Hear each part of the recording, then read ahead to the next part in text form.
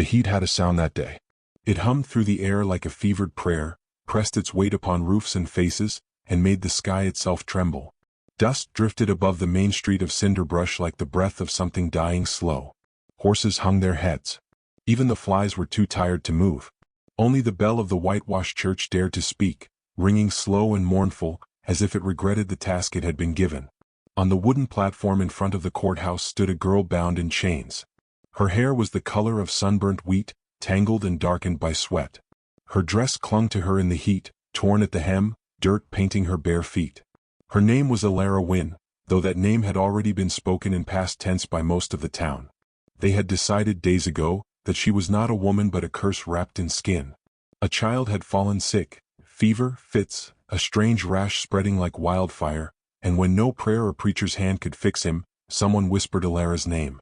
She had been seen collecting herbs by the creek at dusk, seen talking to herself, seen laughing alone. That was enough. In a town where sin and sickness shared the same face, truth was whatever made the fearful sleep easier. The preacher stood a few paces from her, his black coat heavy despite the heat. Reverend Miles Crow, a man with eyes like polished nails. He held a Bible in one hand and pointed at her with the other. "The devil walks in her shadow," he said, voice cracked from shouting but still filled with relish. "She consorts with unholy spirits. She heals what God has struck down. You've all seen it. You've all felt it." The crowd murmured. A woman wept softly. A man spat in the dust.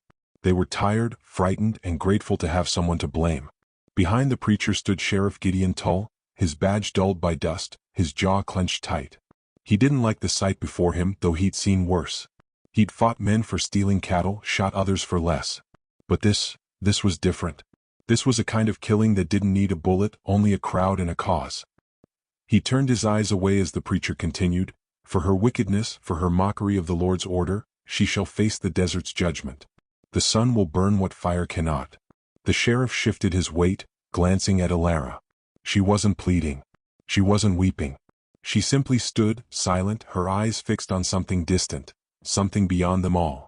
If anyone had been close enough to hear her breath, they might have noticed she was humming.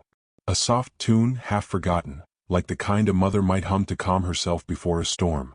"Do you deny it?" Reverend Crow shouted, slamming his hand on the Bible. Alara lifted her chin. Her voice came quiet but steady, the way dry grass whispers when a breeze passes through. "If kindness is witchcraft," she said, "then yes, Reverend, I am guilty." A gasp spread through the crowd, sharp as the crack of a whip. Someone threw a stone. It struck the platform, not her, but the sound made the horses rear. Dust exploded upward, swallowing the edges of the scene in a tawny cloud. "Blasphemy," the preacher hissed. "Tie her outside the north ridge. Let the Lord claim her at sundown." And so they did. The sheriff rode beside the wagon as it carried her out of town. The heat shimmered on the horizon like a mirage of mercy. They bound her wrists to an old mesquite post near the dry riverbed, where the vultures already circled in slow, patient spirals. Gideon dismounted, hesitated. He reached into his pocket, pulled out a small flask. Without speaking, he uncorked it and offered it to her. She looked at him, truly looked at him, and in her eyes he saw not hatred, not even fear, but pity. "I won't drink," she said softly. "Not before the sky does." He nodded once, eyes burning with something he couldn't name, then turned away. When he rode back, the dust swallowed him whole. Hours passed. The sun lowered, bleeding its color across the desert like a wound that refused to close. Alara's lips cracked, her throat dry. The ropes bit into her skin. Sweat trickled down her back and disappeared into the dirt. She tried to remember the smell of rain, the taste of cool water from the creek. She remembered her mother's voice. "The earth listens, child. It may take time, but it listens." She closed her eyes. From somewhere far off, a hawk cried. Wind stirred the dust in small spirals. And beneath the whir of cicadas, she thought she heard something else, a footstep. It came again, heavier this time. The ground seemed to shift beneath her feet. She opened her eyes and squinted toward the west, where the horizon burned with the last light of day. At first she thought it was a mirage, a shadow too large, too solid to be real. But it kept coming, slow and steady, the way mountains move when you're not watching. The figure was tall, broad, his skin darkened by the sun and lined with the years of battle and loss. His black hair was streaked with silver. His chest was bare, muscles marked with scars that spoke of old wars and harsher winters. He walked with no weapon, no fear, only purpose. Ilara's breath caught. The man stopped a few paces away, his shadow falling over her chains. He looked at her for a long time, saying nothing. The wind picked up, tugging strands of her hair across her face. When he finally spoke, his voice was deep, weathered, and quiet enough that she almost thought the desert itself had said it. "They leave you for spirits," he said, his words thick with accent. "You are not gone yet." She tried to speak, but her throat betrayed her. The man stepped closer, his eyes tracing the rusted iron around her wrists. He reached out, fingers brushing the chain. The metal groaned, but he didn't pull yet. He looked at her again as if waiting for permission. Why help me?" she whispered. He tilted his head slightly, expression unreadable. "No one should die alone," he said. The chains snapped like brittle bone. For a moment she didn't believe it. The weight vanished from her arms, but the memory of it stayed. She fell forward, caught by his hands, large, calloused, strangely gentle. He lifted her as if she weighed nothing, and the scent of earth and smoke filled her lungs. He carried her a few steps away from the post, set her down on the cool side of a boulder, and offered her a water skin from his belt. She drank, the water tasting like salvation.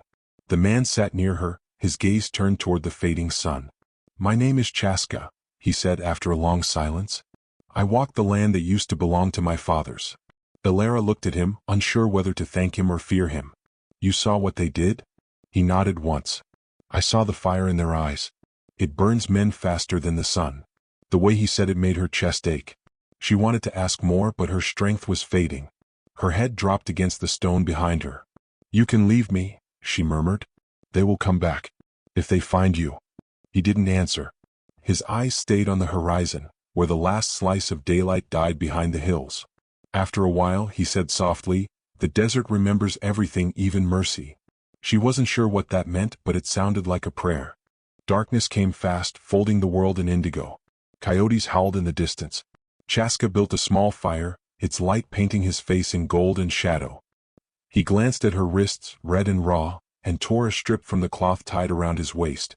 Without asking, he wrapped the wounds. She watched him. His movements were careful, deliberate, as if every act had meaning. When he finished, she whispered, "They called me witch." He looked up. "Do you believe them?" "I don't know," she said, voice barely a thread. "I only wanted to heal what hurt." He nodded slowly, eyes thoughtful. "Then they fear what they cannot do." The flames danced between them, soft and rhythmic, like a heartbeat shared by two souls too different to belong to the same world. Ilara felt something she hadn't felt in months, safety, fragile but real. She leaned back, the stars sharp above her, the fire crackling. The night smelled of sage and smoke. "You should sleep," he said, his tone neither order nor suggestion, simply truth. "Will you stay?" "Yes," he said. "Until morning." The wind sighed through the brush, carrying distant echoes of the town that had condemned her. Ilara closed her eyes. For the first time since her capture, her body stopped shaking. And as she drifted between wakefulness and dream, she thought she heard the sound of footsteps far off, boots against rock. The men of Cinderbrush were coming. But she wasn't alone anymore. Chaska rose from beside the fire, the orange light carving his silhouette against the desert. His hand brushed the knife at his belt, a simple blade, old, the kind that had seen more peace than blood. He looked once toward the darkness and then toward her, sleeping against the stone, her breath steady, her hands finally free. His whisper was low, almost tender. "No spirit dies tonight." The stars flickered overhead like watching eyes, and somewhere in the distance, the church bell rang again, one hollow note swallowed by the wind. The desert listened. And waited. Dawn came like a slow confession. The desert blushed in pale gold, and every grain of sand shimmered as if it had held its breath through the night. The air was cool for only a heartbeat, then the sun began its relentless climb. Ilara stirred against the stone where she had slept, her body aching, her wrists bandaged in rough cloth. The faint smell of smoke told her the fire had long since died, though a thin thread of warmth still lingered in the ashes. Chaska was already awake. He stood at the edge of the dry riverbed, his back to her, the light drawing a halo around his broad shoulders. A hawk circled above him, silent. He did not move until the shadow passed over them both, then he turned, slow and deliberate. His eyes caught the light, dark, steady, unafraid. "You should drink," he said, handing her the water skin. Ilara took it, her hands trembling less than last night. The water was warm but tasted alive. She swallowed, each drop waking a small spark of strength inside her. "You didn't sleep," she said quietly. "I do not sleep easy," he replied. "Old ghosts speak loud." She studied him as he crouched beside the dying embers, feeding them small twigs until smoke curled back to life. There was grace in his movements, a patience that felt ancient, as though he had learned to wait longer than most men lived. His silence didn't feel empty, it felt full, like a river too deep to see through.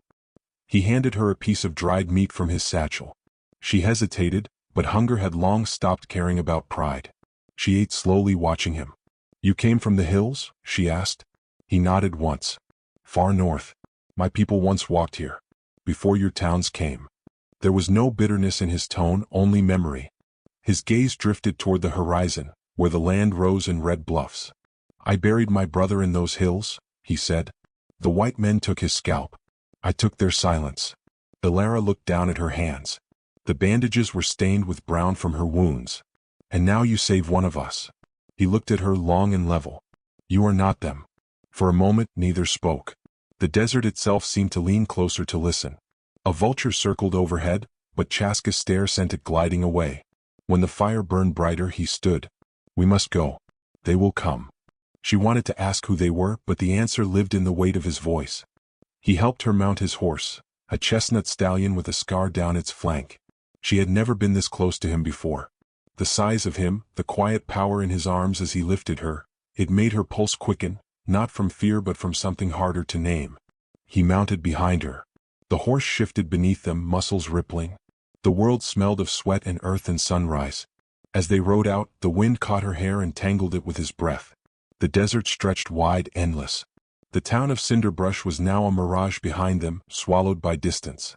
Ilara didn't look back. They rode in silence most of the morning. Occasionally Chaska would hum, a sound low and deep, a song without words. It wrapped around her like the shadow of an old lullaby. By noon the heat returned with vengeance. They stopped beneath a jagged cliff where shade pooled like mercy. Chaska dismounted first, then reached for her hand to help her down. His touch was careful, almost reverent. She realized he'd barely spoken more than 10 words since dawn, yet she understood him more than anyone she had ever known. She sat against the rock, closing her eyes. "They'll call you a kidnapper," she murmured. He was sharpening a knife on a flat stone, his motions calm. "They already call me worse." A small smile ghosted her lips. "Do you ever get tired of fighting the world?" "I stopped fighting long ago," he said. "Now I walk through it." The simplicity of that truth struck her harder than any sermon she'd ever heard. When she opened her eyes again, he was looking at her, truly looking. Not like the men of Cinderbrush, whose gazes stripped. His eyes saw. That frightened her more than cruelty ever had. The air between them changed, softer now but alive. She shifted under it, unsure whether to speak. Instead, she pulled her knees close and whispered, "They burned my mother's herbs once. Said they were devil's weeds." I never saw her cry until that day. Chaska said nothing, only reached into a small leather pouch and drew out a sprig of dried sage. He placed it on the ground between them, then lit it from the fire. Smoke curled up, fragrant and holy. "For her," he said. The scent hit her like memory. Her throat tightened. "Thank you." He nodded. Fire does not care who burns. But smoke remembers. Afternoon came and went. They traveled again, following the sound of running water. At last they found a narrow stream cutting through the rock. It wasn't much, but the sight of it made her gasp. She knelt and cupped the water in her hands, watching the reflection of her bruised face ripple away. Chaska tied the horse and joined her, crouching beside the stream. The silence between them was no longer awkward, it was its own language. "Your people," she said, breaking it. "Where are they now?" He looked toward the horizon. "Some gone. Some hiding. Some waiting for the sky to forgive them. And you?" "I walk until I understand what forgiveness means." His words settled deep inside her, heavy and tender. She thought of her own sins, imagined ones perhaps, but they had been enough to condemn her. Maybe forgiveness wasn't something one received. Maybe it was something one carried until it turned light. They made camp as dusk came on. The sky bled from amber to violet. He built a fire in silence, hands moving with the ease of someone who had done it 1,000 times. When it burned steady, he sat across from her, the flames painting gold in the hollows of his face. Ilara broke the silence. "You don't talk much." "I listen," he said. "To what?" He looked at her, expression unreadable. To what people mean when they don't speak. She laughed softly, the sound strange and brittle in her own ears. Then you must hear a lot of fear in me. Not fear, he said. Weariness. And hunger, for something not yet named. Her breath caught. The fire cracked sharply as if punctuating the truth of it. He handed her a small bowl of stew, thick with beans and venison. She took it, their fingers brushing briefly. The warmth of the bowl seeped into her palms, the kind that lingers long after the food is gone. When she finished, he poured more water into the coals, letting the hiss fade into night. The sky glittered, 1,000 eyes above them. Do you believe in spirits? She asked suddenly. Chaska tilted his head back, watching the stars. I believe everything has one. Even stones. Even the wind. And me? He looked at her then, eyes reflecting the firelight. Yours is not done yet. The words lodged in her chest. Not done yet. For the first time since the chains broke, she felt more than gratitude, she felt possibility. But the feeling was short-lived. From far across the desert, faint and cruel, came the echo of horses. Chaska heard it first. His head lifted, body tensing. Riders, he said, already packing their things. Ilara's heart seized. The town? Yes. He doused the fire with sand. The world plunged into darkness, save for the pale moon cresting the hills. He motioned for silence. They listened, the rhythmic drum of hooves drawing closer, steady, determined. They'll kill you if they find us, she whispered. He looked down at her, calm even in the shadow. Then I will stand once more before my brother. But not before I take you beyond their reach. The conviction in his tone made her shiver. He swung onto the horse and extended a hand. Now. She took it. His grip was firm, pulling her into the saddle before she could think. As the horse leapt forward, sand burst beneath them like smoke. The sound of pursuit grew louder, echoing off canyon walls. The night seemed to close in. She glanced back once, seeing torchlight flickering in the distance, angry stars chasing them through the dark. Chaska's voice cut through the wind. Hold tight. She pressed against him, her fingers clutching the leather at his waist. The world became blur and thunder. The first bullet sang past her ear, hissing like a curse. She gasped, clinging tighter. He didn't flinch. His voice came low, steady, almost a prayer. No spirit dies tonight. And as the second shot cracked the sky open, the moonlight caught his eyes, calm, ancient, unbroken, before the night swallowed them both whole. The night ran beside them like a black river. The horse thundered over sand and stone, breath steaming in the cold air. Behind them, the voices of the posse rose and fell, angry, desperate, fading and returning like waves against rock. Ilara clung to Chaska, her heartbeat matching the rhythm of the stallion's stride. Each hoofbeat was a prayer she didn't know she could still say. The wind tore at her hair, filled her mouth with dust. The moon hung pale above the desert, its light silvering the ground, turning the hills into the backs of sleeping giants. Chaska rode as if he'd been born to the darkness. His body moved with the horse, power and patience, the quiet certainty of a man who had outrun death before. At last, when the sound of pursuit dwindled to memory, he slowed. They entered a narrow canyon, walls high and close, shaped by centuries of wind. The air smelled of stone and sage. Water whispered somewhere ahead. Hold, Chaska murmured. He reined in the horse beneath a rocky overhang. They dismounted in silence. Ilara's legs trembled when they touched the ground, her whole body buzzing from fear and exhaustion. He scanned the ridge, listening. Nothing but the night. Then he motioned her toward the dark mouth of a cave half hidden by brush. We rest here, he said. Inside the cave was cool and dry. The floor was smooth, worn by ancient rains. Moonlight spilled through a gap above, painting soft silver on the walls. Ilara sank against the stone, breathing hard. Chaska built a small fire, the glow chasing back the edges of darkness. For a while neither spoke. The only sound was the crackle of flame and the slow, steady breath of the horse outside. When Chaska finally looked at her, his expression was unreadable. You are hurt. She shook her head. No. Only scared. He nodded, feeding another branch into the fire. Fear is not shame, he said. She smiled faintly. You sound like a preacher. He glanced up. I have met your preachers. I do not speak like them. She laughed, soft and brief. The sound surprised both of them. He studied her for a long moment. The firelight drew the shape of her cheekbones, the faint bruises along her wrists, the small, stubborn spark in her eyes. You should sleep, he said. I can't. Then listen, he said. The hills speak at night. He closed his eyes. Outside, the wind moved through the canyon, brushing against the stones, a low hum rising and falling like a living thing. She heard it now, the voice he spoke of. Whispering, ancient, neither language nor silence. "What are they saying?" she asked softly. "That you are still alive," he said. The words struck her deeper than he could have known. She turned away so he wouldn't see the tears in her eyes. Hours passed. The fire burned low. She must have dozed because when she opened her eyes again, a thin light was spilling into the cave. Chaska sat at the entrance, sharpening his knife. Beyond him, dawn stretched over the canyon, pink and gold and infinite. He glanced back when he heard her stir. "We move north today. There is water. Shelter. The town will not follow that far." She rose slowly, her body stiff but stronger. "Will they really give up?" "They hunt until their hearts tire," he said. "And hearts like theirs do not tire fast." As they rode through the morning light, the world changed around them.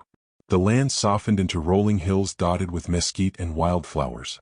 The air grew sweeter, laced with the scent of rain that had fallen somewhere far away. It felt like another country, untouched by cruelty. They stopped by a spring at midday. Ilara knelt to drink, watching her reflection tremble in the water. Her face was no longer the frightened creature from the post. The desert had burned something away, fear, shame, maybe even the girl she used to be. Chaska filled a gourd and handed it to her. "You have eyes like storms," he said quietly. She blinked, caught off guard. "Storms? They come fierce," he said. "But they leave the ground green." She didn't know how to answer. Words felt too small. She only nodded, touched by something she didn't want to name. They made camp in the shadow of the hills that evening. The sky burned orange, then purple. Crickets sang. Chaska gathered dry wood while she prepared a small stew from what they had: beans, herbs, a bit of jerky. She found herself humming as she worked, the same tune she had hummed the night she was left to die. When she looked up, he was watching her. "What song is that?" he asked. "Something my mother sang," she said. "She said it made bad spirits lose their way." "Then sing louder," he said. She laughed again. When they ate, she noticed how he avoided looking directly at her when she spoke, as though he feared his gaze might mean too much. He told her about the land, the old names for rivers, the way the stars shifted with the seasons. She listened, her heart drinking it in. His words came slow but full of weight, like stones carried far and placed gently in the right spot. Later, as they sat by the fire, she asked, "Do you ever miss them? Your people?" He nodded. "Every day. But missing them is how I keep them." She looked at him, seeing not just the man, but the ghosts behind him, the tribe lost to rifles, the family buried beneath strange soil. His pain wasn't loud. It was carved into his silence. "Then you understand," she said, "what it's like to lose everything." "Yes," he said, "but not to lose yourself. That part you keep or you die standing." The fire crackled between them, small and steady. The desert wind carried the smell of juniper and smoke. She whispered, "You should have left me." "I did not save you," he said. "I freed you. What you do now is your own saving." She wanted to argue, to tell him he had done more than that, but the words tangled in her throat. Instead, she stared at the fire until her eyes burned. When she finally spoke, her voice was soft. "They'll come for me again. For us." He met her gaze. "Then they will learn what the hills whisper." The way he said it sent a chill down her spine. That night, rain came without warning. It began with a single drop, cold on her cheek, then another, until the whole world was drumming with it. They scrambled into a shallow cave. The fire hissed and died. Lightning flashed across the sky, painting the hills white. Thunder followed, deep, rolling, endless. She was trembling before she realized it. Chaska turned to her. "You fear thunder?" She shook her head, but her voice betrayed her. "No. I fear being forgotten." He studied her, his eyes dark pools of reflection. "You are seen," he said simply. The words landed like shelter. She could feel them even after the thunder passed. When the storm eased, she stepped outside, barefoot in the wet sand. The air was sharp with the smell of rain and earth. She lifted her face to the clouds and let the water wash over her. Chaska watched from the cave, silent, as if afraid to intrude on something sacred. She turned to him, rain dripping from her hair. "It feels like the sky forgives us," she said. He nodded once. "Or reminds us we are small." Morning broke clear and clean. The hills glistened under the sun. They set out again, climbing higher, following a trail that wound between cliffs. From the summit they could see miles of desert stretching in every direction. The world felt endless, and for the first time possible. But peace in the west never lasted long. It began with a shimmer on the horizon, tiny dots moving fast. Then the faint thrum of hooves. Chaska's jaw tightened. He handed her the reins. Ride north. Follow the riverbed. What about you? I will slow them. She shook her head. No. I won't leave you. His eyes softened. The wind carries many things, Alara. Don't let it carry your name in mourning. Before she could answer, the sound of riders grew louder. Dust clouds rose from the south. The preacher's voice carried across the valley, shouting words she couldn't make out but didn't need to. Chaska stepped into the open, calm as stone. Alara's heart hammered. Chaska, please? He raised a hand. Go. She didn't. The posse crested the ridge. 5 riders, guns drawn, eyes wild with righteousness. At their front, Reverend Crow's black coat snapped in the wind. There, he shouted. Witch and savage, both servants of hell. Alara froze. Her pulse roared in her ears. Chaska didn't move. The first shot cracked. Dust exploded near his feet. He didn't flinch. Go, he roared. She spurred the horse. It leapt forward, hooves churning the sand. Behind her, gunfire echoed. She turned once, saw Chaska standing tall on the ridge, the wind tearing through his hair, bullets sparking off stone around him. The world tilted. Everything blurred into sound and motion. Gunfire, wind, heartbeats, prayer. A shout, a flash, then silence. When she looked back again, he was gone. Only the echo of thunder remained, rolling through the whispering hills, carrying his name somewhere she couldn't follow. The world was nothing but wind and blood. The storm had broken across the hills in the night, tearing through trees, scattering the smell of gunpowder and rain. When the thunder finally fell silent, Alara found herself kneeling in the mud beside a pool of water red as rust. Her fingers trembled as they brushed the soil, searching for life that refused to answer. The horse was gone. The riders were gone. Only the hills remained, watching, whispering. Chaska, her voice cracked, swallowed by the wind. She rose, scanning the ridges. The air was thick with silence, broken only by the slow drip of rain from the rocks. Her hair clung to her face, her wrists still bruised from the ropes. Each breath hurt. Each heartbeat carried his name. She followed the trail of blood. It wound through the canyon like a promise half-kept, leading her toward a hollow where the land opened to the sky. There she found him, half sitting against the stone, one hand pressed to his shoulder, dark with blood. His eyes opened when he heard her approach. You ride well, he murmured. His voice was weaker than she'd ever heard it, but steady still. Alara dropped to her knees beside him. You're hurt. He smiled faintly. I've been worse. She tore a strip from her dress, pressing it against the wound. He winced but didn't move away. The rain had softened the earth around them, turning dust to clay, sky to mirror.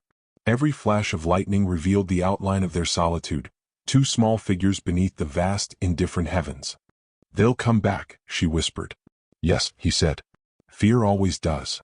She looked up at him, eyes burning. Why do you speak of them like weather? They are men cruel and hollow. They would kill you because you saved me. He met her gaze, quiet as stone. The storm cannot hate the mountain.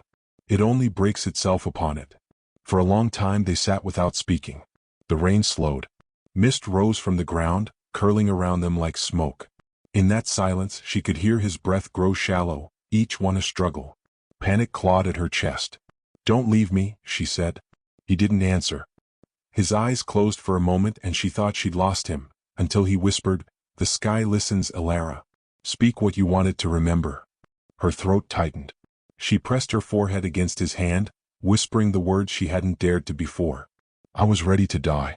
But you made me believe I was worth saving. He exhaled softly. Then live as proof. A sound rose from the distance, hooves, dozens of them. Alara's head snapped up. Through the mist, the posse emerged again, shapes first, then men, then faces. Reverend Crow led them, soaked and furious, his Bible clutched to his chest like a weapon.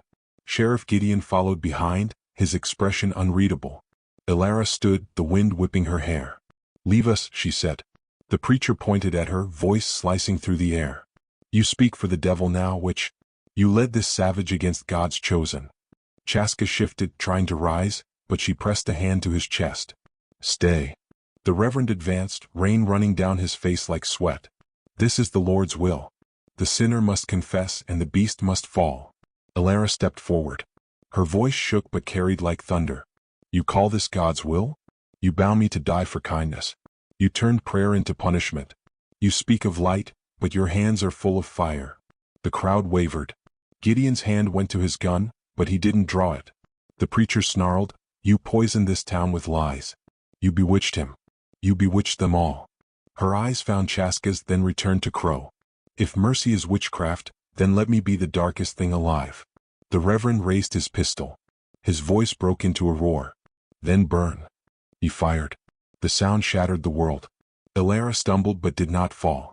The bullet struck stone inches from her shoulder, sparking light across the cliff. The air shook with the echo. Before he could fire again, a deeper thunder answered. Lightning cleaved the sky open, striking the ridge behind them. The explosion of sound sent horses rearing, men shouting, earth splitting beneath their boots. The preacher's hand shook, his gun slipped, falling into the mud. The air turned blue and blinding. Chaska rose from where he sat, staggering but unbroken. He stood taller than the men before him, the storm's light crowning his shoulders.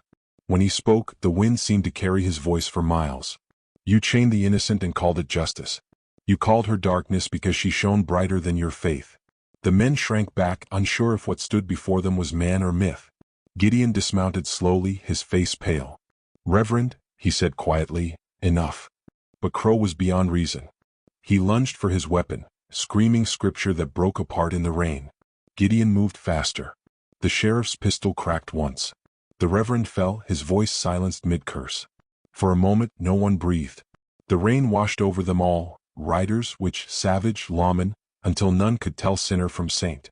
Gideon holstered his gun and turned to the others. Go home, he said. This ends here. One by one they obeyed. The posse melted back into the mist, leaving the bodies of fear and faith behind. Ilara rushed to Chaska, catching him as he swayed. You're bleeding again, she whispered. He smiled faintly. Not as much as the sky. She tore more cloth from her dress, pressing it to the wound. His hand covered hers, rough and warm. You're free now, he said. She shook her head. Not without you. He looked past her, toward the horizon. The storm had broken. The clouds were parting, revealing a pale strip of dawn. Freedom is never alone, he said. It is what remains when everything else leaves. Her tears came then, unashamed. Don't speak like you're leaving. I am only going where my brother waits, he said softly. The hills will tell you where to find me. She held his face in her hands. You promised me no spirit dies tonight. His eyes found hers, steady, kind, full of something that could never be taken. Then I keep that promise. And you. He leaned his head against hers, breath mingling with rain. Live Ilara. Heal the land that cursed you. Teach them what the storm cannot. Then his hand slipped from hers. The hills were silent. The sky, newly born, spread gold across the world. She sat beside him until the light covered everything, her hands stained with earth and love and something larger than either. When she finally rose, she carried no chains, no fear, only a name that felt like prayer.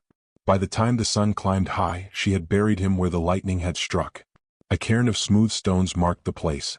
She pressed her palm to the top stone and whispered, You are seen. Years passed.